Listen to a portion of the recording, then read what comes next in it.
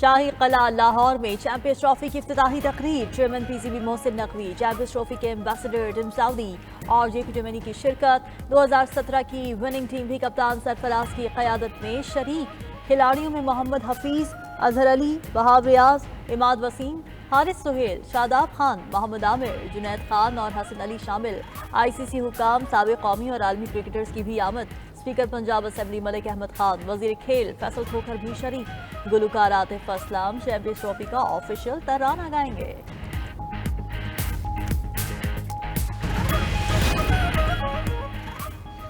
Pakistan champions trophy के लिए तैयार है। 4 टीम्स पाकिस्तान आ चुकी हैं। चेयरमैन पीसीबी मोहसिन नकवी का शाही कला में इफ्तिताही तकरीब से खिताब।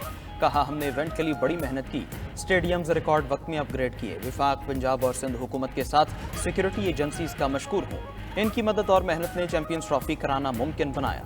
आईसीसी के चीफ एग्जीक्यूटिव जेफ एल्ड्राइस कहते हैं, पाकिस्तान आकर बहुत खुशी हो रही है। पाकिस्तान में इवेंट के बेहतरीन इनेकाद के लिए पुरुमीद है। पाकिस्तान ने बहुत खूबसूरत स्टेडियम तैयार किए। 117 दिन में स्टेडियम को मुकम्मल करना हैरान कुन है। उम्मीद है पाकिस्तान के लोग इवेंट को एंजॉय करेंगे।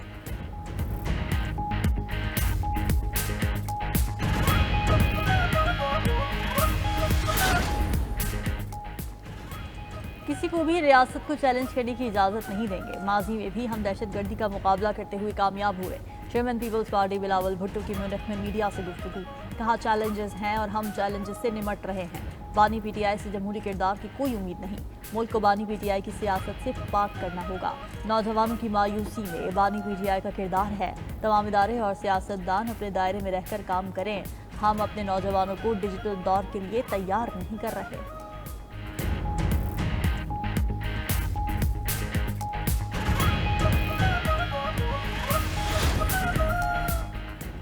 सुपर सीडर से ज़राअत में जिद्दत का ख्वाब हकीकत बन रहा है। वज़ीर आला पंजाब मरीम नवाज कहती हैं, लेबर कॉस्ट, वक्त और ईंधन की बचत से किसानों को बड़ा रिलीफ मिला। पैदावारी लागत में कमी और ज़्यादा मुनाफा हमारी हिकमत अमली का हिस्सा है। पंजाब में सुपर सीडर्स के इस्तेमाल से शानदार नताइज सामने आए। 1000 काश्तकारों ने चंद माह में 57 करोड़ 95 लाख रुपए कमा लिए। सूबे में गंदम की काश्त में सुपर सीडर्स के जरिए 330 टन बीज की बचत हुई।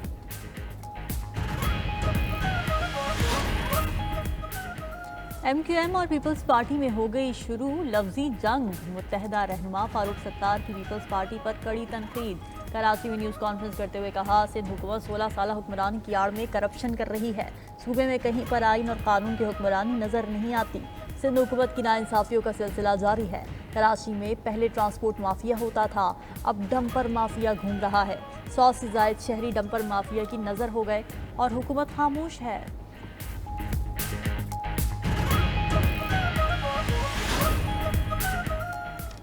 सीनियर वजीर सिंध शर्जील मेमन का भी फारूक सत्तार को भरपूर जवाब। कहा, मुत्तहिदा हादसात को बुनियाद बनाकर कराची में फसादात को हवा देने की कोशिश कर रही है। फारूक सत्तार की हर्जा सराई बेबुनियाद झूठ और मुनाफकत पर मबनी है। मुत्तहिदा लीडरान जहन नशीन करने के इल्जामात से उनका कद ऊंचा नहीं होगा। मुत्तहिदा ने हमेशा दूसरों की मैयतों को अपनी सियासत के लिए इस्तेमाल किया है। सिंध हुकूमत अवाम के मसाइल हल करने जबकि एमक्यूएम इंतशार फैलाने में मसरूफ है। तर्जमान सिंध हुकूमत समीता अफजाल सैयद ने जवाब में कहा, एमक्यूएम अपना घर की रही है ना घाट की। मुत्तहिदा इल्जामात लगाकर अवामी हमदर्दी समेटना चाहती है।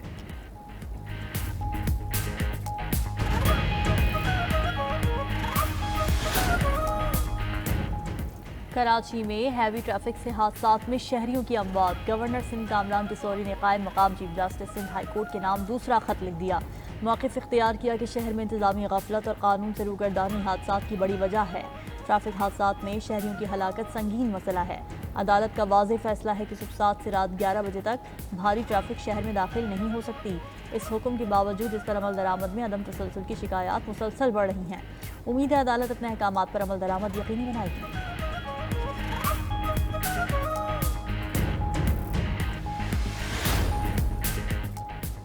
वज़ीर-ए-आज़म शिव बिलावल भुट्टो के करीब है। साल 2 साल में बिलावल भुट्टो वज़ीर-ए-आज़म बन जाएंगे। गवर्नर पंजाब सरदार सलीम हैदर का पिंडी घेप में अवामी इज्तिमा से खिताब। कहा, 2-4 सड़कें और फंड की मिन्नतें करने का आदी नहीं। बिलावल भुट्टो वज़ीर-ए-आज़म बने तो अटक में तरक्याती काम करवाएंगे। पाक फौज और दीगर सिक्योरिटी फोर्सेज दहशतगर्दी के खिलाफ शहादतें दे रहे हैं। दहशतगर्दी के खिलाफ जंग में पूरी कौम पाक फौज के साथ खड़ी है।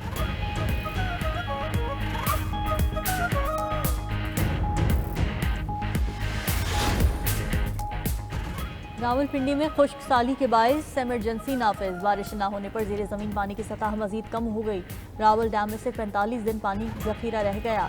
खानपुर डैम की भल सफाई के बायस पानी की सप्लाई में मजीद कमी कर दी गई। सर्विस स्टेशन और घरों में गाड़ियां धोने पर 1 माह तक पाबंदी आयद। बारिशें न हुई तो गाड़ियां धोने पर पाबंदी में तौसी कर दी जाएगी। एमडी वासा का कहना है कि रावलपिंडी में पानी की यौमिया तलब 70 मिलियन गैलन है। 51 मिलियन गैलन यौमिया की सप्लाई में मजीद 5 मिलियन गैलन यौमिया कमी कर दी। फरवरी और मार्च में बारिशें न हुई तो पानी का मसला संगीन हो जाएगा।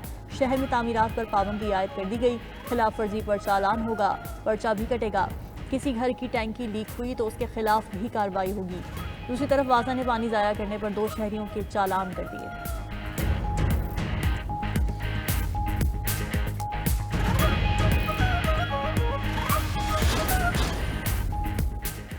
अमेरिका ने तारिकीन वतन के केस सुनने वाले जजेस पर तलवार चला दी। 20 इमिग्रेशन जजेस ओहदों से बरतरफ। 13 जजेस ने अभी ओहदे का हलफ उठाना था।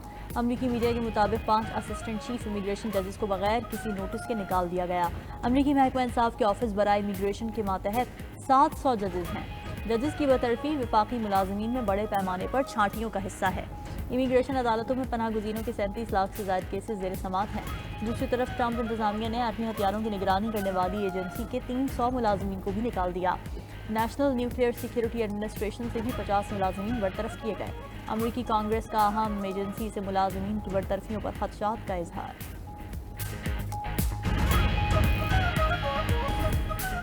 मशरकी अमरीका में तूफान, बर्फबारी और सैलाब से तबाही, 9 अफराद हलाक। बगोलों से दरख्त उखड़ गए, लाखों अफराद बिजली से महरूम। केंटकी में कारें और इमारतें डूब गईं। वर्जीनिया में मिट्टी के तोदे गिरने से सड़कें बंद। टेनेसी और आरकनसास में भी सैलाब की वार्निंग। उधर कनाडा में भी शदीद बर्फबारी, सैकड़ों परवाजें मनसूख। ट्रेन सर्विस भी मुतासिर। टोरंटो और ओंटारियो में 25 इंच तक बर्फबारी रिकॉर्ड। खतरनाक सफरी हालात की वार्निंग जारी।